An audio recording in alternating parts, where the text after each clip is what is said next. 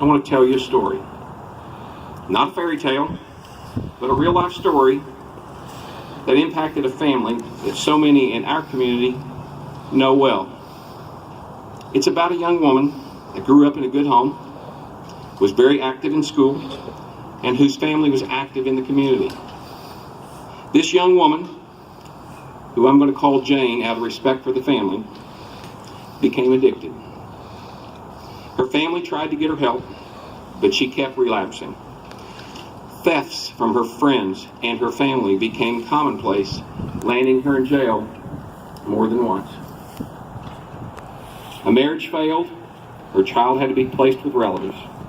Due to the expensive treatment options each time Jane went to treatment, it was simply not long enough to shake her addiction.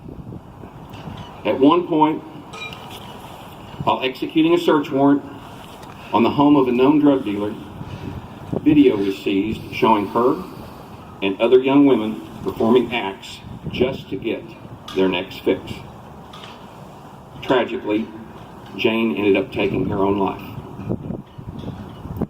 Now, this story about Jane is real, but there are many other Jane stories that I could stand up here and share. And I know everyone out there, both here present and those that are watching, have their own Jane stories. And I bet everyone could share heartache and tragedy that someone they know and care about has struggled with opioid addiction. So here's what I encourage you to do. I'm encouraging you to take your Jane story, write it down, mail it or email it to us. Let your Jane story help us help others across this state. Help us eventually save lives. The Center for Disease Control is now estimating that the national burden of prescription opioid misuse is $78.5 billion with a B a year, including costs of health care, lost productivity, and addiction treatment. While that number may seem large, it's simply not enough. It's going to take billions of dollars just in Arkansas alone to help stop this epidemic. It's our hope through this litigation strategy we can extend our resources to not only fund current education, prevention, and treatment programs, but also develop new programs and strategies to help those that are addicted. We cannot continue down this path. Communities, families, and lives are at stake. Do we realize that we have 12 states in this country where the number of prescriptions written for painkillers exceeds the total population of their states? A phenomenal statistic in terms of the ability to have these things dispensed. Each day there are 3,900 people who initiate a non-medical opiate prescription use for the first time. Each day there are 580 people who use heroin for the first time. And each day there are at least 78 people who die from an opiate-related overdose. Seeing the faces of these families at the funerals, the despair of the co-workers trying to reconnect at work, and all the while each of us are trying to find some sense in it all. I am proud to work with the Association of Arkansas Counties and the Arkansas Municipal League on this very important litigation. The time for change is now, and this is a step in the right direction to ensuring our communities get the resources they need to fight this epidemic. Thank you. In Arkansas, more than 1,000 lives have been lost due to overdose between 2013 and 2016. In 2016 alone, a minimum of 401 lives were lost attributed to drug overdose, 355 of those to the opioids. In 2017, the death toll in Arkansas, overdose deaths will exceed 401, as preliminary overdose rates are showing to be 30% higher than those in 2016. Costs to Arkansans have been in the millions of dollars and have devastated and eroded family structure throughout Arkansas. The opioid epidemic has attributed to the rise in crime and reduced the quality of life for Arkansans. Arkansas struggles to provide treatment due to the cost and rural composition. The ability to afford and provide naloxone to reverse opioid overdose is just now becoming available to first responders in a desperate attempt to reverse the death rate. In 2016, Arkansas had the second highest prescribing rate in the United States at 114.6 painkiller prescriptions for every 100 people. The national average is 66.5. The prescribing rate attributed to over 235 million opioid pills to be distributed to Arkansans, a population of just over 3 million. The overprescribing and the misinformed prescribing is directly related to bad information provided by our prescribers about the safety of opioids themselves. The result is that Arkansans are very opioid dependent, a very opioid dependent population. It is a perfect storm for illicit drug cartels to supply cheaper alternative to the prescription opioids of heroin and deadly fentanyl, and to a population that is starved for opioids. As we know it, 4 out of 5 heroin users started by misusing prescription drugs.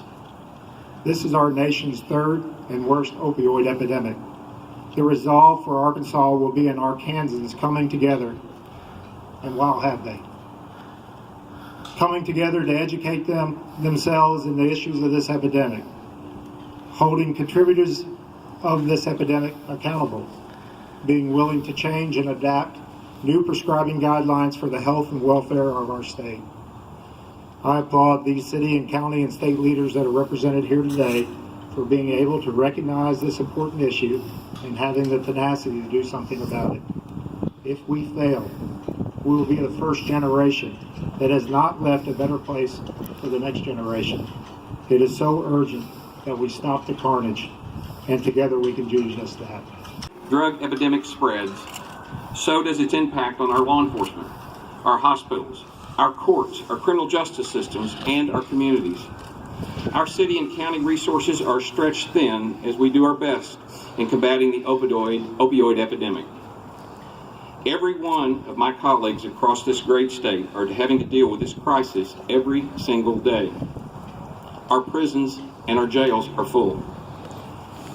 Good people are getting caught up in criminal activity after becoming addictive. I know I can speak for everyone when I say this crisis is tearing our communities apart. We in Baxter County have seen an uptick in property crimes directly associated with those addicted trying to pay for their habit. And their addiction is so strong that they're turning to other cheaper but more dangerous means to satisfy their addiction. I began my law enforcement career more than 30 years ago, and I can tell you I've seen more heroin in the last 2 years than I've seen the other 28 combined in Baxter County. We're seeking a funding source that prevents the taxpayers from Arkansas from paying for this problem. I've got young daughters at home. I see a lot of y'all my age and older who probably have families of your own. We teach them as children to pick up your own mess because that's the law when we become adults. And this lawsuit seeks to make the people who are alleged to have caused the opioid problem in Arkansas clean up their own mess rather than have the taxpayers shoulder that burden. We know that by standing together in this litigation, we are a strong, unified front, and we will receive the means necessary to combat this crisis in Arkansas.